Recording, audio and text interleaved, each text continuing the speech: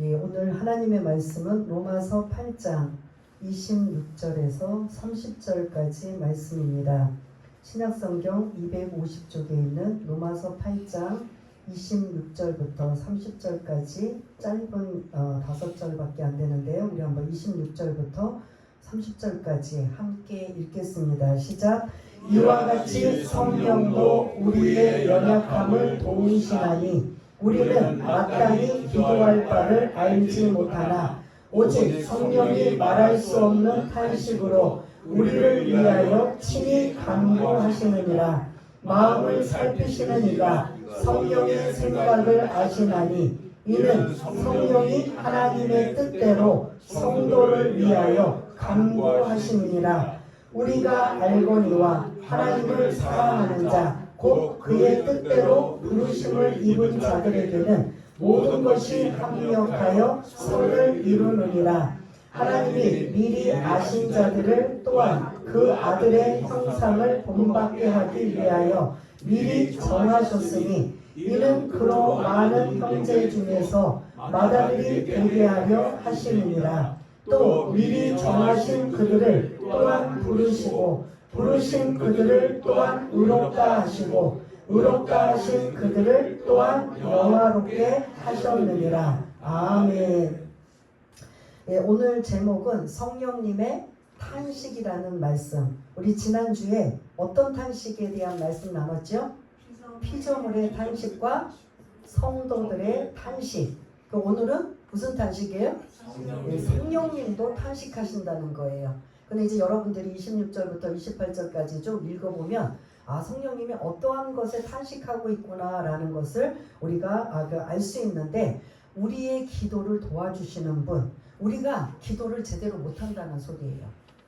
그러니까 우리는 우리의 문제를 가지고 하나님 앞에 기도해요. 그건 이제 하나님이 우리에게 원하시지만 하나님이 우리가 문제 있고 여러분들 솔직히 기도할 때 아무 문제 없이 평안하면서 하나님의 영광을 위해 기도하는 분들 얼마나 계세요?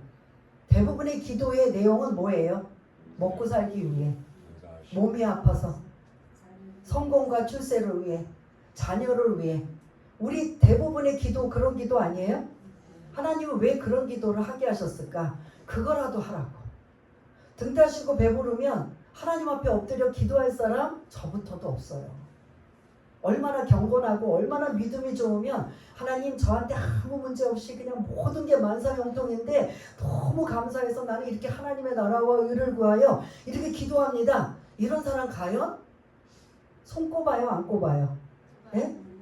대부분은 뭐예요? 뭐 앞에 기도하는 거예요? 문제 앞에 기도하는 거예요. 이것 때문에 못 살겠습니다. 저것 때문에 힘듭니다. 이것저것 때문에 우리가 견딜 수가 없습니다. 우리가 이 땅에 살아가는 동안 수많은 사건, 사고, 문제 속에 얽혀 있다 보니까 그 문제를 해결하기 위한 방법으로 뭐 하고 있는 거예요? 기도하는 거죠.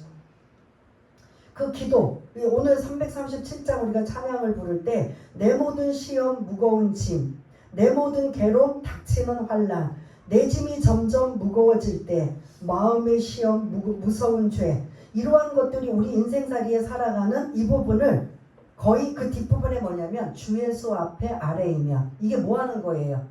예? 기도하는 거죠. 그래서 우리는 우리가 문제가 생기니까 그 문제를 가지고 하나님 앞에 이 문제 좀 해결해 주세요. 우리 기도가 그런 기도예요? 아니에요? 예? 그런 기도인데 오늘 말씀에는 그렇게 말씀하시지 않아요. 26절 읽었지만 한번 성령이 뭘 탄식하고 계시는지 한번 26절 한번 같이 읽겠습니다. 시작. 이와 같이 성령도 우리의 연약함을 도우시나니 우리는 마땅히 기도할 바를 알지 못하나 오직 성령이 말할 수 없는 탄식으로 우리를 위하여 친히 간구하시느니라. 아멘. 성령님의 탄식은 우리 대신 뭐 하고 계신다는 거예요? 기도해 주신다는 거예요. 피조물의 탄식은 하나님의 아들들이 나타나기를 고대한다, 기대한다. 성도들의 탄식은 우리 몸의 속량, 구속을, 부활을 기다린다. 그리고 오늘 성령님의 탄식은 뭐에 대한? 기도에 대한. 우리가 마땅히 기도할 바를 뭐 한다? 기도는 하는데, 기도도 안 하는 사람도 있지만 기도는 하는데 그 기도를 제대로 하지 못한다는 소리예요. 몸이 아파서 건강을 위해 기도하는데 이게 왜 제대로 못해요? 물질 때문에, 자녀 때문에, 성공과 출세 때문에, 아니면 지혜와 여러 가지 때문에 기도하는데 왜 그게 기도가 잘못된 기도인가요? 라고 할 수 있는데, 우리는 1차원적인 기도예요. 우리 앞에 떨어진 무거운 짐, 숙제, 어려운 고난이 있으면 당장 그것만 해결하려는, 그것밖에 우리는 더 이상 바랄 게 없어요. 그래 안 그래요? 예? 우리 그 문제밖에 없어요. 그거 해결해주면 또 다른 문제 있으면 또 그 문제 갖고 기도하면 돼요.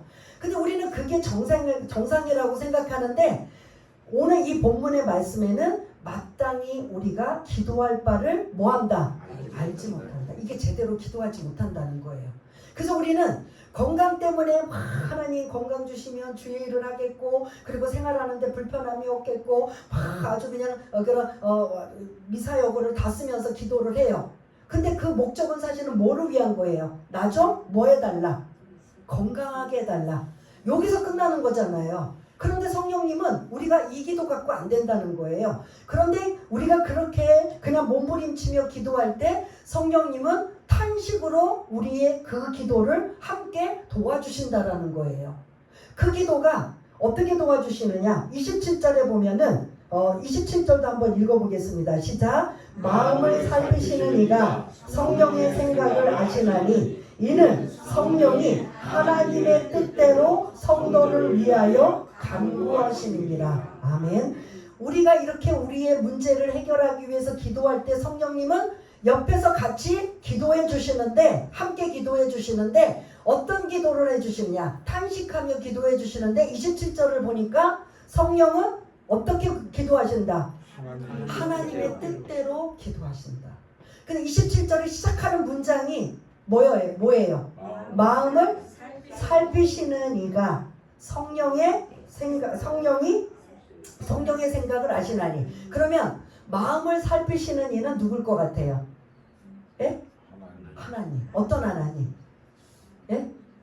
성부 하나님께서, 성부 하나님이 마음을 살피시는 성부 하나님께서 성령의 생각을 아시나니. 그래서 그 성령은 곧 어떤 기도를 하느냐? 우리를 위해 탄식하며 기도하는 것이 결국 뭐를 위한 기도다? 하나님의 뜻대로 하는 기도다. 이렇게 하면 이제 여러분 이해가 안 되실 거예요. 근데 조금 이제 예화를 들면 이해가 되시는데, 우선 이제 이 본문을 좀 설명을 드릴 거예요. 그래서 26절에 우리가 지금 연약한 이러한 상황이기 때문에 우리의 연약함을 도우시나니라는 이 도우신다라는 이것은, 우리가 이제 뭔가 이렇게 막 무거운 짐을 들고 가요. 나 혼자 들고 가기가 너무 힘들어요. 마태 337장처럼 무거운 짐을 나홀로 지고 견디다 못해 쓰러질 때 불쌍히 여겨 구원해 줄 은혜의 주님 오직 예수 할 때, 이 도우시나니라고 할 때 성령님이 우리의 짐을 같이 들어주신다는 거예요. 내가 막 무거운 짐 때문에 허덕일 때 그거를 다 내놔, 내가 들어줄게, 이게 아니라 뭐 하신다? 함께 들어주신다는 소리예요. 무겁지? 나랑 같이 지자. 그러면 그 무거웠던 짐이 성령님이 함께 그 무거운 짐을 같이 지시니까 내 짐이 좀 어떻게 돼요? 가벼워져서 내가 이 일을 감당할 수 있다는 거예요. 그 짐의 문제를. 그래서 오늘 도우시나니라는 이 뜻은 대신 다 내놔, 내가 다 책임져 줄게. 하나님 그런 하나님이 아니라 너 무거운 짐을 내가 같이 같이 져줄게, 함께 해줄게. 이러한 함께라는 뜻에 담겨져 있는, 그래서 우리의 연약함, 내가 감당할 수 없고 내가 버겁고 이런 그 무거워서 내가 지쳐 쓰러지고자 하는 이런 상황에 성령님은 어디 계셔요? 갑자기 우리가 무거운 짐을 지고 있을 때 하늘에서 막 갑자기 오셔갖고 그 무거운 짐을 내가 들어줄게 할까요? 성령님 어디 계세요? 손으로 한번 해보세요. 어디에? 우리 안에. 예수 믿고 구원받으면 구원받는 즉시 우리 안에는 누가 계신다? 성령님이 계세요.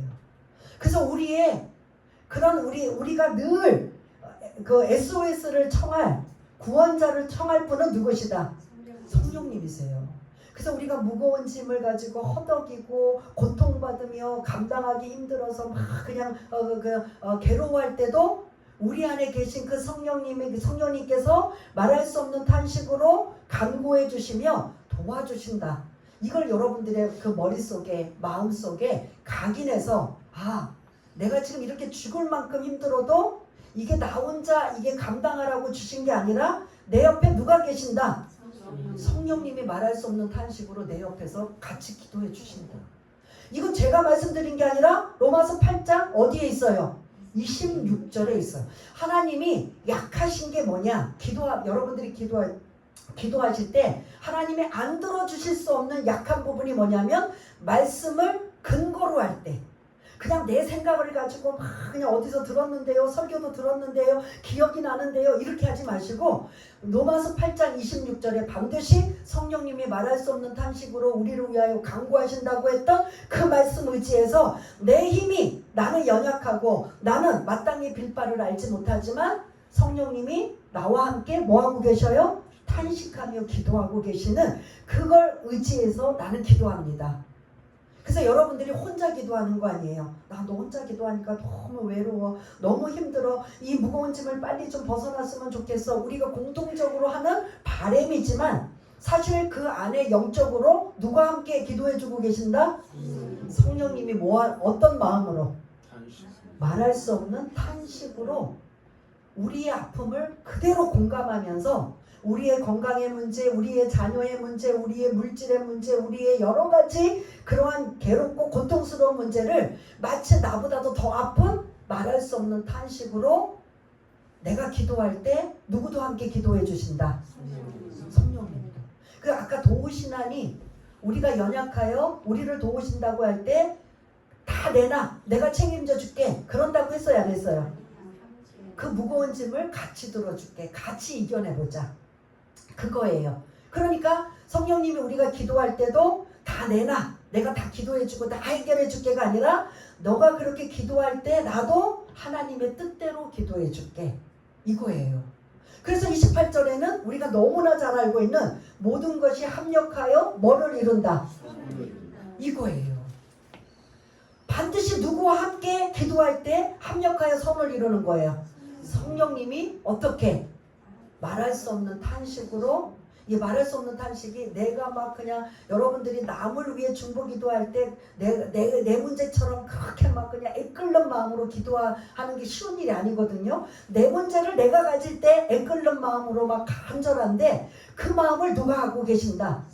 성령님이. 그래서 지금부터 이제부터 여러분들은 나 혼자 기도한다가 아니라 내 안에 계신 누구랑 함께 기도하신다? 성령님이 기도해 주신다. 도와주신다. 그런데 나는 요 문제만 해결해 주세요, 요거 해결해 주시면 요거 해줘, 항상 조건부 기도인데 성령님은 그 대신 말할 수 없는 탄식으로 기도하는데 어떻게 기도한다? 하나님의 뜻대로 기도하신다. 그래서 이 모든 것들이 아름답게 아우러져서 합력하여 뭐를 이룬다? 선을 이룬다.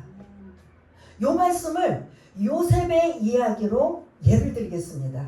요셉이 문제가 생겼어요.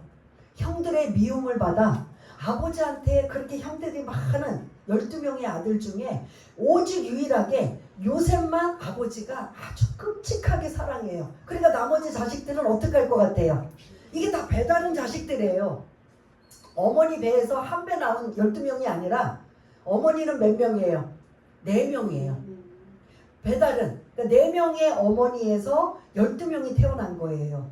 그러니 그 한 배에서 난 자식이면 그래도 형이니까 동생을 사랑하니까 뭐 이렇게 이해해 주는데 배다른 형제들이라면 약간 그런 것에 대해서 배가 아플까요? 안 아플까요? 아플 수밖에 없어요. 아버지는 아주 유독 요셉만 사랑해요. 야곱이. 그러니 그 나머지 형제들은 그냥 눈꼴이 시려워서 못 봐요. 그 당시 옛날 고대에는, 우리도 옛날에는 아들 중에 누구만 귀하게 여겼어요? 장자잖아요. 근데 장자도 아니고 두 번째도 아니고 세 번째도 아니고 몇 번째? 11번째 아들만 사랑하는 거야. 지극정성 막 눈에 그냥 옆에 없으면 불안할 정도로 끔찍하게 아들은 목동으로 나가서 양치고 와라 막 허름한 옷을 입히는데 이 아들은 뭐만 입혔어요? 색동옷, 비단옷, 색동옷만 입혀서. 그러니 다른 아들들이 얼마나 눈꼴 살았겠어요. 근데 어느 날 이 아들 나머지 아들들이 양을 치러 이제 그런 맨날 며칠을 뭐 열흘이든지 한 달이든지 나가서 안 들어오니까 아버지가 이 사랑하는 아들 요셉에게 야 형들 안전한지 잘 있는지 한번 갔다 와봐라. 그래서 내 아버지 그리고 형들을 향해 즐거운 마음으로 철없는 정말 사랑하는 마음으로 아버지의 그런 말씀대로 형을 향해 갑니다. 근데 저 멀리 강야니까 저 멀리서 울긋불긋한 색동옷이 보일까요? 안 보일까요? 보일 때 그 형들의 그 동생 오는 거에 반가워할까요? 아니면 어떻게 할까요? 네? 안 반가. 저 꼴보기 싫은 오네? 계속 오는 아이를 보면서 그 나머지 형제들이 별의별 이야기를 다 해요. 죽이자, 살리자, 뭐하자. 좋은 생각하는 형제들이 없어요. 그래서 막 죽이자는 아들이 있는데 이제 어떤 형들은 죽이지는 말자. 그래서 그 요셉을 애굽의 남의 나라에 한 번도 가보지 않은 나라에 팔아버렸어요. 어느 날 갑자기 사랑만 받던 요셉은 형들의 안부를 잘 있나 물어보러 갔다가 그날에 인생이 바뀌어요. 그래서 애굽에 마침 지금 웅덩이에다가 집어넣은 다음에 죽일까 말까 막 하다가 죽이지는 말자. 그런데 저 멀리서 노예만 사가지고 이동하는 노예 상인이 있는 거예요. 야, 우리 꼴보기 싫으니까 죽이지는 말고 저 아이를 팔아버리자. 남의 나라에. 그래서 팔아버려요. 그때 이제 노예로 남의 나라 애굽이라는 이집트라는 나라에 끌려가게 됩니다. 이집트에 끌려간 그 요셉의 소원은 뭘까요? 예? 요셉의 기도는 뭘까요? 집에 다시 가는 거. 그러니까 그 보디발이라는 아주 그냥 그 능력이 권세 있고 아주 부잣집에 종살이로 들어가요. 거기서 성실하게 총무까지 맡을 정도로 노예가 그렇게 인정을 받아요. 왜 그렇게 성실하게 하느냐? 내가 이렇게 성실하게 하다 보면 주인이 불쌍히 여겨서 나를 어떻게 줄까? 자유롭게 풀어줘서 내가 아버지 집에 가는 게 이 요셉은 그게 소원이란 말이에요. 근데 억울하게 누명을 써서 이제는 남의 집에 종살이가 아니라 죄목을 가지고 감옥살이로 들어가요. 더 기가 막히죠?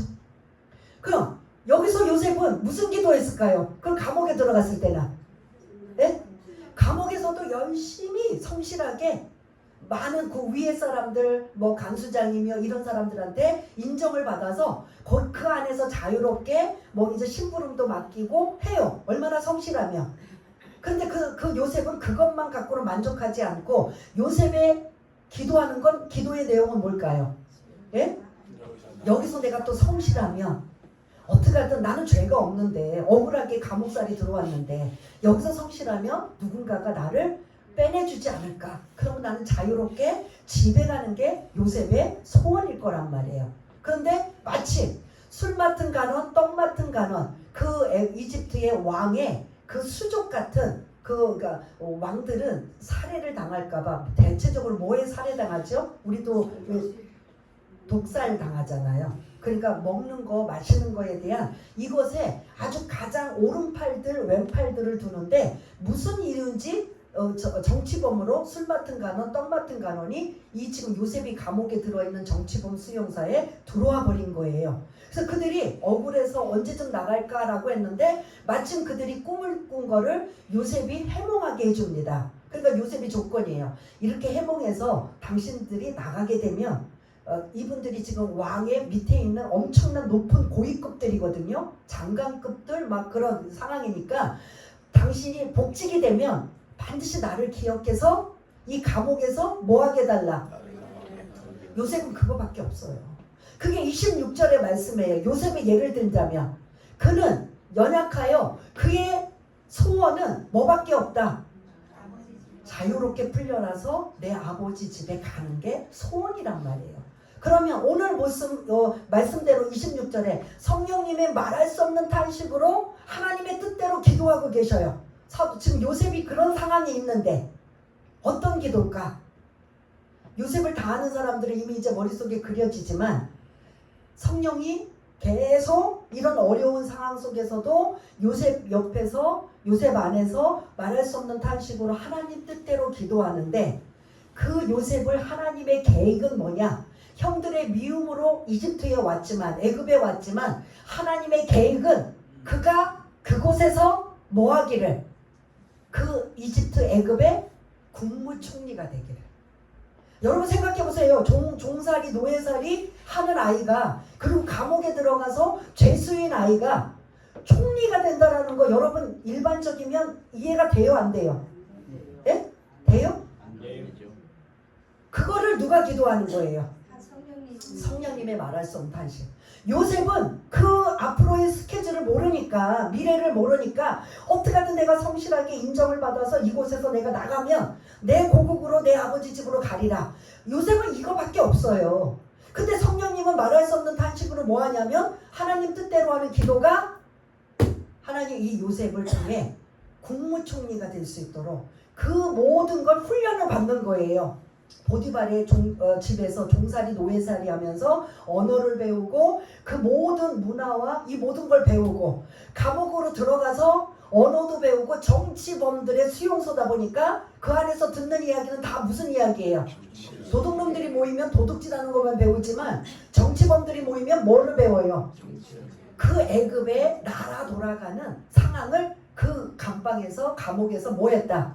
거기서 다 배운 거예요. 하나님의 계획은 그를 애굽의 총리 왕 다음에 지존자로 2인자로 세우기 위해 보디발의 집에 그 보디발은 누구냐면 그 왕의 그 경호장관이에요. 경호국장 책임자예요.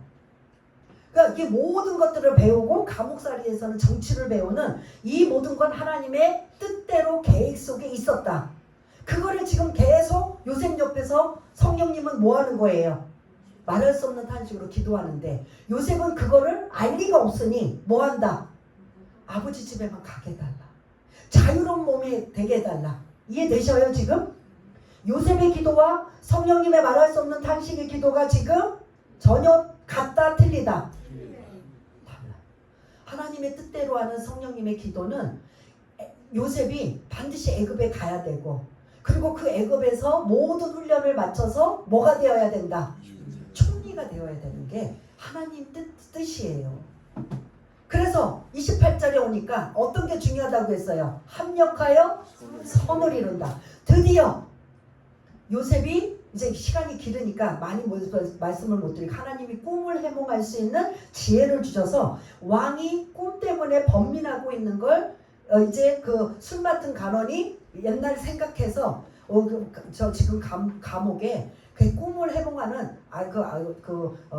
히브리 그 노예 출신인 아이가 있는데 그 아이가 꿈을 해몽을 잘합니다. 그 아이를 좀 불러서 해몽 좀 해달라고 하십시오. 그래서 왕의 꿈을 해몽해 줍니다. 그래서 그 요셉은 그 왕 다음에 2인자인 어디까지 올라갔다? 총리까지 올라가. 여러분 요셉도 그 상상이나 했을까요? 예? 했어요 안 했어요? 요셉은 오로지 아버지 집에 가는 것밖에 없어요. 근데 자기를 통해 하나님의 계획을 뭐냐? 애굽의 총리가 되는 거예요. 그럼 왜 총리가 되게 하셨느냐? 합력하여 선을 이룬다. 이제 총리가 되어서 뭐 이제 흉년이 들고 기근이 들고 흉년이 들고 기근이 들어서 이제 애굽이 막 더 요셉의 꿈의梦때문에 막 더 부강해져서 애굽의 왕은 요셉을 막 그냥 막 떠받들어요. 야, 네가 꿈을 아주 그냥 잘 해몽해줘서 지금 우리나라가 원래도 잘 살지만 더 잘 살게 돼서 막 그냥 너 이쁘다 요셉을 마냥 나는 이제 상관 안 하니까 이 나라 전역을 네가 다 통치해. 왕은 그냥 인장만 찍어주고 그냥 그 결제만 해주고 나머지는 다 누가 그 애굽의 나라를 통치를 해요? 이해가 돼요 안 돼요? 통치를 하는 거예요. 그러던 어느 날 그 애굽 외에 나머지 나라가 다 기근이 걸려요. 기근 때문에 막 그냥 다들 막 굶어 죽을 지경에 형들이 그 애굽에 곡식을 사러 와요. 곡식을 사러 오는데 그 형들은 그 동생 요셉이 어떻게 됐을 거라고 생각할까요? 죽었을 거라고 생각해요. 자기 앞에 있는 총리가 자기 동생이라는 걸 생각도 못해요. 근데 누구만 알아본다? 요셉만. 형들이 버린 그 요셉만 동생을 그 형들을 알아봐요. 그런데 자기 신분을 안 밝혀요. 계속 테스트를 해요. 너희들 스파이 아니냐? 뭐 막 어떤 때는 억울하게 만들고 막 해서 막 그냥 그 계속 코너에 몰아놓고 마지막 시험으로 막내 동생인 베냐민을 막 그냥 또 데리고 오라고 하고 막 이렇게 여러 가지 시험을 하면서 본인을 안 밝혀요. 동생 형들이 그 요셉인 총리를 상대를 해도 자기 동생, 자기네들이 버렸던 팔았던 동생이라고 생각해요, 안 해요? 전혀 일도 생각 못해요. 우리도 마찬가지잖아요. 상상이나 하겠어요? 거기 가서 그냥 목숨 붙여서 목숨을 보존해서 사는 것만 해도 다행인데 죽었다고 생각하는 그 동생이 자기 앞에 버젓이 그 나라의 2인자로 총리로 있다는 걸 어느 누가 상상을 하겠어요. 그러니까 이제 계속 누구만 알고 있다. 그 형들은 요셉만 알고 있는 거예요. 그래서 결국은 이제 마지막 시험을 끝나고 이제 그 형들이 변했구나, 달라졌구나를 알고 난 다음에 창세기 50장으로 끝나요. 그 20절에 보면 당신들은 나를 해하려고 했으나 하나님은 그것을 뭘로 바꾸셨다? 선으로 바꾸셨습니다. 그래서 오늘날 같이 많은 백성을 구원케 하시기 위한 하나님의 뜻이어서 내가 이렇게 총리가 되었습니다. 이거는 누가 하신 일이에요? 네? 이제 이걸 기회로 기근이 들어서 그 아버지 야곱과 많은 형제들 약 40명이 애굽으로 이제 내려옵니다.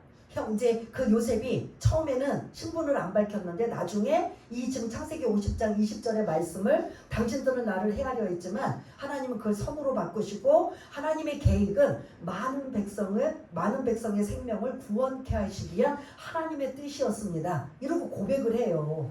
그때 이제 요셉이 왜 내가 팔려왔고 내가 왜 총리가 됐고 왜 내가 이렇게까지 있었는 거를 이제 이 모든 가정은 다 누가 인도하심이고 이끄십니다. 하나님이 하신 거라는 거죠. 그 하나님의 뜻을 알으니 성령님은 그 뜻을 가지고 계속 뭐 하는 거예요? 요셉을 위해 말할 수 없는 탄식으로 기도하는 거예요. 그러니까 요셉의 기도 그렇게 될 줄 알고 기도했어요? 네? 이게 우리의 모습이에요. 우리도 뭔가 그렇게 엄청난 기대와 소망을 가지고 기도해요? 안 해요? 당장 건강의 문제, 당장 먹는 문제, 당장 자식의 문제, 당장 그 눈앞에 발등에 그런 떨어진 문제, 그 문제 해결하기가 급한 게 우리들인 거잖아요. 요셉도 마찬가지예요. 아버지 집에 가는 게 소원이에요. 자유롭게. 그런데 하나님의 뜻은 그렇다 안 그렇다. 그걸 기회로 성령님이 말할 수 없는 탄식으로 기도하셔서 그래서 28절에 보면 합력하여 뭐를 이룬다? 선을 이룬다. 그래서 우리는 우리 앞에 떨어진 기도를 할지라도 그 기도를 통해서 반드시 성령님은 말할 수 없는 탄식으로 우리가 생각하지 못하는 것까지도 하나님께서는 이루시는 분이 요셉을 통해서 이루어진다는 거죠. 또 하나 신약에 와서 사도 바울을 우리가 이제 그 13개의 서신을 쓴 사도 바울 대단한 사람이잖아요. 처음에는 예수를 핍박하고 그런 박해했던 사람인데 다메섹 도상에서 예수님을 만난 이후에 그는 이제 예수 믿는 사람으로 이방인의 복음 전도자로 아주 위대하게 쓰임 받아요. 그래서 복음 전할 때마다 막 능력이 나타나고 엄청난 권능이 나타나요. 그래서 사도 바울의 손수건도 뭐가 나타나요? 예? 그 손수건만 만져도 능력이 나타나요. 그 정도로 대단해요. 근데 사도 바울에게는 한 가지 고난이 있어요. 그래서 육체의 가시라고 해요.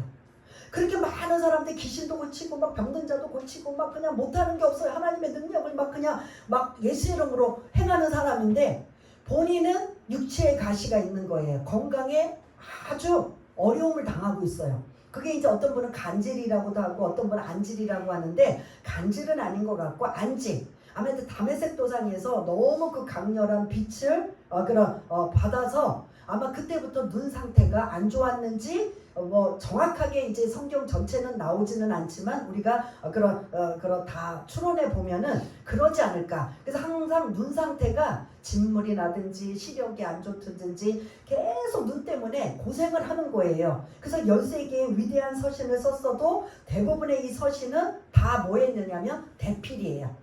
사도 바울이 계속 말을 하면 옆에 있는 동역자들이 뭐 하고 있다? 써주고 있는 거예요. 그리고 이제 마지막에 자기가 사인을 하거나 마무리 인사는 이제 본인이 하는 이러한 경우를 볼 수가 있는데 여러분 생각해 보세요. 많은 영혼들을 주께 돌아오는 그 위대한 일 그리고 그러면서 많은 능력을 나타나는 사도 바울에게는 뭐가 있다? 육체의 가시가 자기 몸에 있는 거예요. 그러니까 이게 돼야 안 돼요. 아니 남들은 막 고치고 치료하고 막 엄청난 일들이 나타나는데 본인은 이게 건강하지 못하는 거예요. 이 문제 때문에 사도 바울이 기도할까요? 안 할까요? 기도하는 거예요. 26절처럼 그 연약함을 마땅히 기도할 바를 알지 못하는 마음에 그는 우리처럼 똑같이 하나님이 눈 중 건강한 눈으로 고통받지 않도록 시력도 좋고 회복되는 눈으로 고쳐달라고 할까요? 안 할까요? 눈 때문에 보상을 당한다면 하는 거죠. 우리랑 똑같아요. 우리도 막 눈으로 막 그냥 진물이 나고 보이지도 않고 막 계속 막 그냥 우리 또 집사님 막 그냥 그 농내장으로 또 고생도 하시고 백내장으로도 고생을 하셨는데 이렇게 고생을 하면 시력도 나빠지고 계속 상태가 안 좋으면 그냥 놔두면 안 되잖아요. 그런 상황에 사도 바울은 하나님 이렇게 많은 능력도 하게 하시는데 제 눈에 있는 가시 좀 빼주십시오. 고쳐주십시오. 그거란 말이에요. 그거 가지고 26절 기도해요. 근데 성령은 말할 수 없는 단식으로 하나님 뜻대로 기도해요. 근데 기도 응답이 뭐냐? 그렇게 열심히 막 오랫동안 기도했는데 고린도후서 12장에 보면 응답이 뭐냐? 네 은혜가 내게 족하다. 됐어. 응답해 주신 게 뭐냐? 거절의 응답이에요. 그러니까 응답도요. 다 해결해 주는 것만이 응답이 아니고 거절에 대한 것도 응답인데 그 거절에 대한 응답의 대표자가 누구다? 사도 바울이라는 거예요. 됐어. 너는 그냥 그대로 살아. 네 은혜가 내게 족하도다. 이러면서 왜 이유를 말하는 거죠. 사도 바울은 이방인들을 향한 영혼 구원을 엄청나게 많이 해요. 죽기를 각오하고 위험을 무릅쓰고 많은 영혼들을 주께 인도하고 교회가 세워지고 엄청나. 그러면서 막 능력이 나타나고 권능이 나타나고 거기다가 또 플러스 뭐냐? 하늘나라까지 갔다 온 사람이에요. 하늘나라 천국을 갔다 온 사람이다 보니까 이제 뭐 다 가진 거예요 사실은. 그러니 이 사람에게는 우리랑 똑같은 인간의 성정이다 보니까 교만하지 않도록 육체의 가시를 남겨두신 거예요. 만일 그것도 없으면 사도 바울은 아마 교만할 수밖에 없나. 하나님은 너무 잘 알고 있어서 교만할까봐 그 육체의 가시를 하나 남겨놓고 또 하나는 뭐냐. 그가 고백할 때마다 무슨 고백을 하냐. 약할 때 강함 대신에. 우리 그런 찬양 많이 부르잖아요. 약할 때 강함이다. 그게 고린도후서에 나오는 말씀이에요. 그래서 사도 바울은 자랑이 뭐냐? 우리 자랑은 우리 집안에 뭐 이렇게 막 부자가 된 거, 자녀들이 공부 잘하고 막 서울대 가고 출세한 거, 막 그냥 건강해서 뭐가 된 거, 막 좋은 것들을 자랑하잖아요. 사도 바울은 그 이후부터 뭘 자랑하느냐? 약함을 자랑하고 고난받은 걸 자랑하고 핍박받은 걸 자랑하는 거예요. 그러면서 그 자랑에 누구만 주인공이 되는 거예요. 예수님만 주인공이 되게 하는 거예요. 이게 사도 바울과 같은 대단한 사람도 자기 육체의 가시를 해결하기 위해서 26절 마땅히 빌바를 알지 못하는 그 기도를 성령님이 함께 말할 수 없는 방식으로 하나님 뜻대로 기도하였더니 결국은 응답이 뭐다? 거절의 응답이고 그리고 그 응답의 이유를 말씀하시는데 뭐하지 않기 위해? 교만하지 않기 위해. 사도 바울은 배운 것도 엄청나고 가진 게 너무 많아요. 그런데다가 또 하나님의 능력을 힘입어서 뭐 못하는 게 없어요. 그런데 거기다가 아무 문제 없으면 이제 하나님 그 사단이 그런 거잖아요. 하나님처럼 되려고 하는 이러한 것이 사단의 모습이라면 사도 바울도 아마 하나님, 우리가 보기에는 모르지만 하나님이 보기에는 그렇게 되면 안 되겠다 생각하니까 육체의 가시를 주셔서 교만하지 않게, 또 하나 자랑, 이제 스스로 자기 입으로 뭘 자랑하도록? 약함을, 나 이런 사람이에요 라고 약함을 자랑하는 이러한 것이 그에게 합력하여 선을 이루는 이러한 모습이 바로 이게 그 사도 바울의 그런 모습이 26, 27, 28절의 말씀이에요. 제 이야기를 조금 이제 빨리 하고 이제 그 다음 얘기를 해야 되는데, 저도 26, 27, 28절을 근거로 한다면 제가 한 2000년대 정도 됐을 거예요. 한 25년 전. 그때 제가 어떤 분들은 몸이 아파서 고통을 당하고 어떤 분들은 여러 가지 다른 모습으로 고통을 당하는데 저는 마음이 너무 아픈 거예요. 마음이 아파서 정말 어디까지 갔느냐. 제가 이제 8층에 살았는데 비만 오면 그 8층에서 떨어지고 싶은 마음이 하루에도 수십 분인 거예요. 근데 날 좋을 때는 그래도 괜찮아요. 비만 오면 이 8층에서 떨어지면 내가 갈까? 근데 하나님은 자살하지 말라 그랬는데 그 신앙생활을 열심히 했었어요. 근데 마음이 너무 아픈 게 해결이 안 되는 거예요. 너무너무 아파서 그러니까 별의별 생각을 다 하다가 내가 죽으면 저도 이제 부모님이 일찍 돌아가셔서 저도 일찍 이제 그런 부모님을 여였는데 내 자녀들은 그렇게 하면 안 되겠다라는 생각에 죽지 말자. 어떻게 하든 살아보자. 그런데 그 안에 그 마음 아픈 건 해결이 안 되는 거예요. 하나님이 뭔가 숙제를 주신 건데 나는 그때 모르죠. 나만 죽을 것 같은 거예요. 그래서 이제 이렇게도 생각해보고 저렇게도 생각해보다가 방법을 찾았는데 이제 밤 12시에 교회가 이제 그렇게 멀지 않으니까 3년 동안 새벽제다 철야를 한 거예요. 내가 살기 위해서. 내가 막 믿음이 좋고 은혜가 넘쳐서 경건해서가 아니라 내가 죽을 것 같아서 성전에 매일 이제 아이들이 중고등학생이니까 뭐 이제 학원 갔다 오고 뭐 남편도 이제 다 와서 잠자고 뭐하고 이제 내 숙제가 거의 끝나면 아침까지는 내 시간이잖아요. 그러니까 그 시간은 나는 어떻게 하느냐? 성전에 가서 매일 우리는 이제 그 교회가 막 그냥 방언으로 기도하고 막 소리질러 기도해도 누가 신경도 안 써요. 가서 매일 우는 거예요. 나 죽을 것 같아요. 나 좀 살려주세요. 맨날 똑같은 기도 매일. 오늘도 가서 내일도 가서 모레도 가서 그렇게 6개월이 지나고 1년이 지나고 계속 가서 나 죽을 것 같아요. 나 죽을 것 같아요. 매일매일 기도하는 거예요. 그러면 오늘 본문의 말씀이면 내가 그렇게 기도할 때 누구도 함께 계실 것 같아요. 나는 그때 몰랐어요. 누가 계셨어요? 내가 그렇게 열심히 신앙생활 했는데 이 말씀이 나는 몰랐어요. 그때. 내가 교사도 하고 여전도 회장도 하고 뭐 여러 가지 막 그냥 여러 가지를 다 열심히 교회밖에 몰랐어요. 교회 집. 오죽하면 아이들이 원망하는 게 뭐 학교에 무슨 일이 있어서 학부형이 와야 되는데 그것도 잊어버리고 교회가 있는 사람이에요. 그럴 정도로 열심히 했는데 내가 그렇게 마음이 아프고 기도하고 오랫동안 기도했는데도 이 로마서 8장 26절 27절 28절 성령이 말할 수 없는 단식으로 나와 함께 기도한다라는 걸 나는 몰랐어요. 왜냐? 나는 그때 말씀을 제대로 알지 못했기 때문이에요. 나만 죽을 것 같으니까 매일 나 좀 살려달라고 매일 가서 통곡하고 엉엉 울고 매일, 그것도 한두 번이지, 매일 가서 내가 해결이 안 되니까 매일 가서 기도했는데 그게 굉장히 오래됐어요. 근데 어느 순간 내가 오늘도 또 가서 나 좀 살려달라고 또 기도하러 가야지 하고 해서 기도하는데 어느 날 시간이 많이 지난 어느 날 내가 다른 기도하고 있는 거예요. 누군가 중보기도 하고 있는 거예요. 그래서 내가 한참 하다가 내가 정신을 차리고 나 죽을 것 같은데 나 위해서 기도해야지. 내가 지금 남이 중요해? 그리고 내가 기도하면은 하나님이 기도를 바꾸셔요. 내가 죽을 것 같아요. 살려주세요. 막 이러면서 막 고주할 매주할 어쩌고 저쩌고 콩이야 파채야 막 기도하고 있는데 중보 기도로 또 바꾸셔요. 그게 한참 됐어요.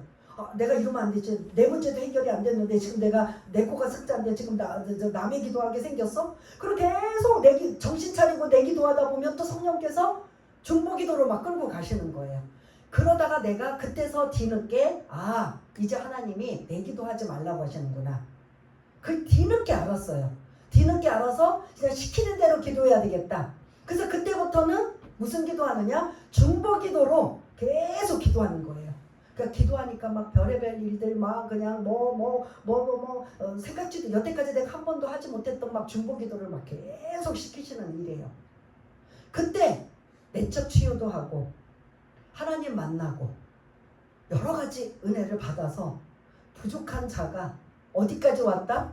여기까지 오게 된 거예요. 그 어떻게 보면 계기가 하나님이 내가 죽을 것 같고 감당할 수 없는 그 상황을 기도하겠다고, 그 기도도 내가 경건한 기도, 막 믿음 있는 기도, 막 그냥 하나님의 나라와 의를 위한 기도도 아니고 오로지 뭐만 위한 기도? 나 좀 살려달라는 기도. 나 죽을 것 같아요. 자살하면 안 되잖아요. 지옥 가잖아요. 그때도 신앙생활은 열심히 했는데 내 안에는 자유함이 없고 평안함이 없는 거예요. 그래서 막 그냥 울며 기도하고 울며 그거를 그냥 거의 그렇게 한 세월이 한 3년이 된 거예요. 그리고 그 뒤부터 중보 기도자로 하나님이 쓰시더라고요. 그래서 어느 날 이제 시간이 너무 많이 가서 죄송한데요. 요것만. 그래서 그러한 시기를 다 겪은 다음에 어느 날 눈이 너무 많이 온 날 본교회가 눈이 이제 너무 많이 와서 갈 수가 없는 상황에 집 뒤에 있는 바로 그 집 근처에 있는 교회에 갔는데 그 교회는 방언도 안 하는 아주 경건한 교회예요. 그래서 어쨌든 좀 눈이 좀 안 올 때까지는 이 교회 가서 그것도 한 500~600명? 많으면 한 1000명 되는 꽤 큰 교회예요. 그 교회에 갔더니 한 5~6명 모여요. 어르신 나이 드신 분들만. 그런데 나는 방언으로 기도해야 직성이 풀리는 사람인데 이게 눈치를 보고 해야 되나 말아야 되나 하고 했는데 그 사람들이 기도가 들려요. 그 사람들이 방언을 하지 않고 그냥 아까 우리 일찍 온 청년 기도하면 여러분들이 그 기도 내용 다 아시잖아요. 예? 아까 온 청년 기도하면은 그분의 기도 그런 것처럼 그 교회에 문제가 생긴 걸 알게 된 거예요. 하나님 담임 목사님은 쓰러지고 장로님들은 떠나가고 교회가 지금 풍지박산이 되고 하나님 우리 교회 어떻게 하면 좋아요? 막 이런 교회에서 이런 게 막 들려오는 거예요. 그때부터요. 저도 그때 이제 중고등학생이고 아이들이고 막 여러 가지 기도 제목이 있어서 가서 기도하려고 하는데 하나님이 이미 그 3년 지난 이야기예요. 중보 기도를 계속 시키실 때의 한 일환데 거기서 딱 간 날이 하나님이 나를 인도하신 게 뭐냐?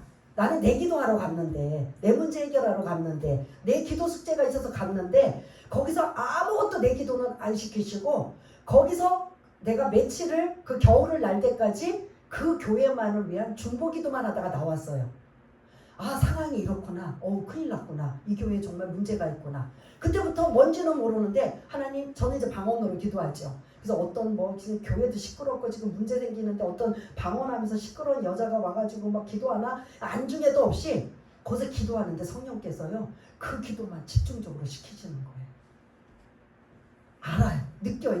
그때는 이미 제가 훈련을 받아서 이 교회에 제가 필요한 이 조금이라도 이 새벽에 나와서 기도하는 게 이 교회에 제가 필요한 거구나. 계속 방언으로 계속 그 교회에 자세한 거는 모르지만 하나님 이 교회에 어떤 문제인지 무슨 상황인지는 모르지만 하나님 이 교회가 주님의 반석 같은 그 교회에 어떤 음부의 권세도 해치지 않고 하나님 지켜달라고 도와달라고 붙들어달라고 지금 이 교회가 얼마나 오랫동안 귀한 교회인데 하나님 무슨 문제인지는 모르지만 하나님 개입하시고 간섭하셔서 이 교회를 지켜달라고. 그리고 제가 겨울을 거의 한 달 동안인가 한 달이 넘도록 계속 새벽 제단을 쌌어요. 그 마지막 이제 나는 여기서 이제 내가 그만 나와야 되겠다. 나도 이제 조금 이제 눈도 끝이고 이제 따뜻한 봄이 오려고 할 때 나는 이제 본교회로 가야 되겠다. 그래서 오늘 나는 마지막이야 라고 생각하고 이제 마지막 새벽길을 거기를 간 거예요. 갔는데 맨날 조그만 유아실에서 예배를 드리다가 그날은 본당을 오픈을 했더라고요. 본당에 오픈했는데 남의 교회니까 앞에 가서 할 수도 없고 맨 끝에 구석재기에 기도하고 있는데 그때 성령의 기름 부심이 하늘에서 구름이 강대상으로 내려오더니 잘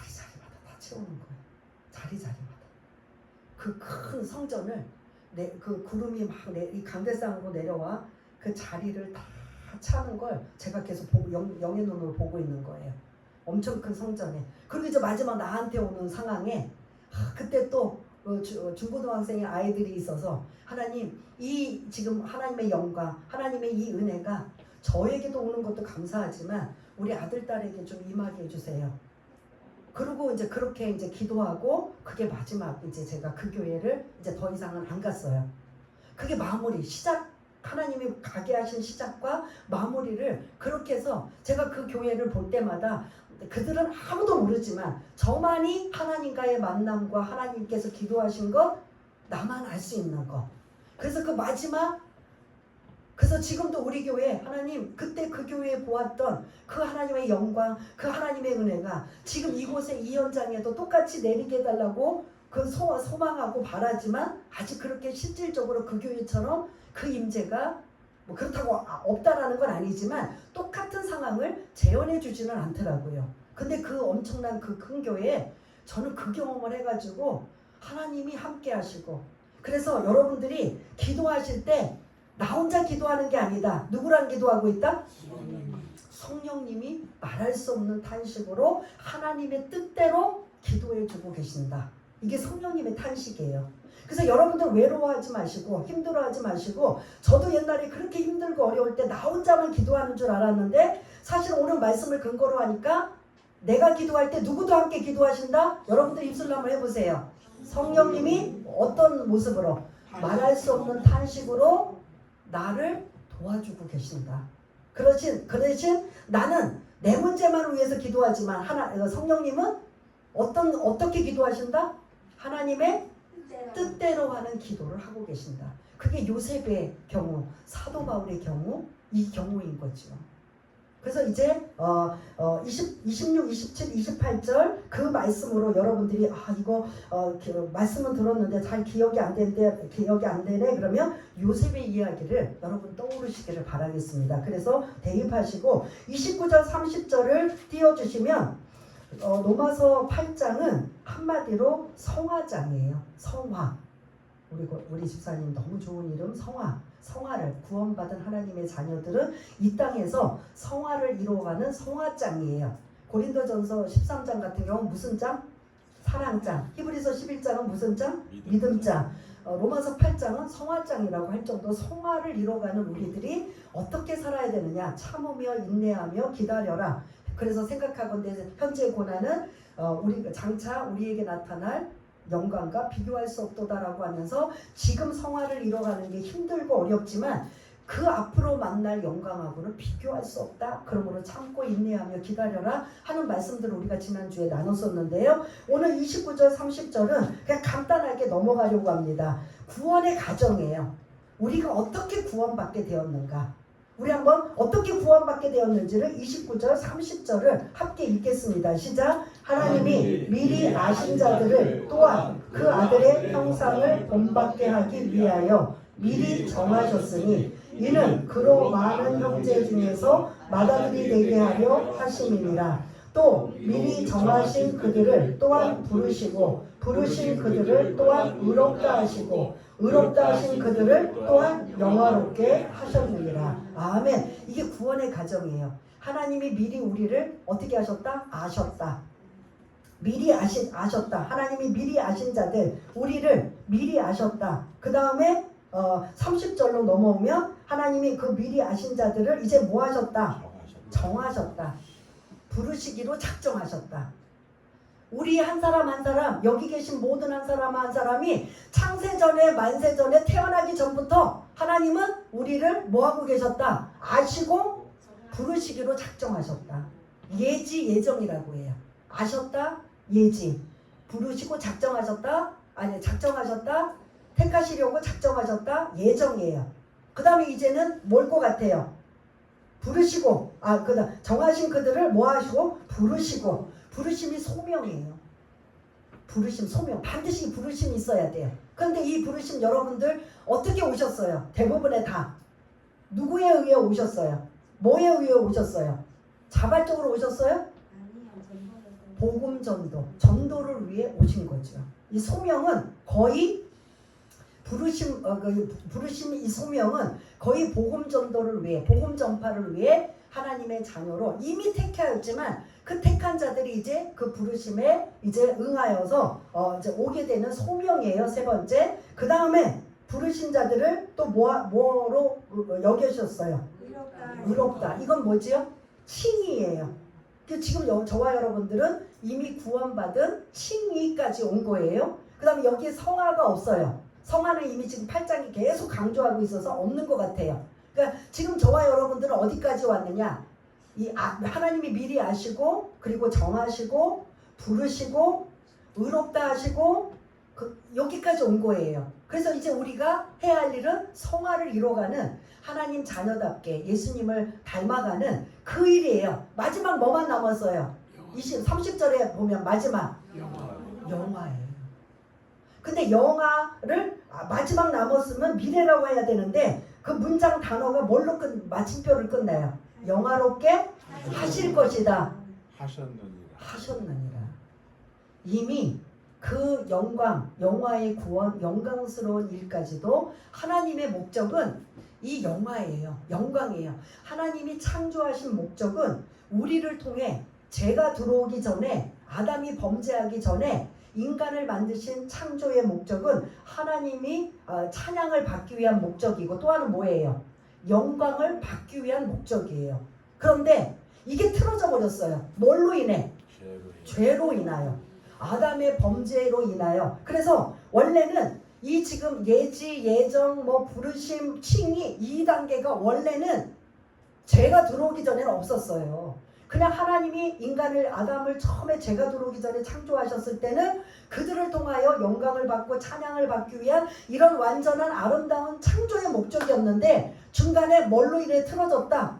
죄로 인해 틀어지다 보니까 이제 이러한 단계까지 오게 되어서 다시 하나님의 완성, 영화롭게 하는 것, 영광스럽게 하는 것. 그래서 우리 모든 구원받은 하나님의 자녀들이 하나님을 찬양하고 영광 돌리며 하는 이러한 구원의 완성을 지금 이렇게 언급하고 있는 걸 볼 수가 있습니다. 그래서 이 뒷부분도 중요하지만 앞부분 여러분들의 실생활에, 삶에 기도를 하시거나 신앙생활 하실 때 반드시 26, 27, 28절의 말씀을 기억하시기를 바라겠습니다. 시간이 갔지만 정리만 하고 마칠게요.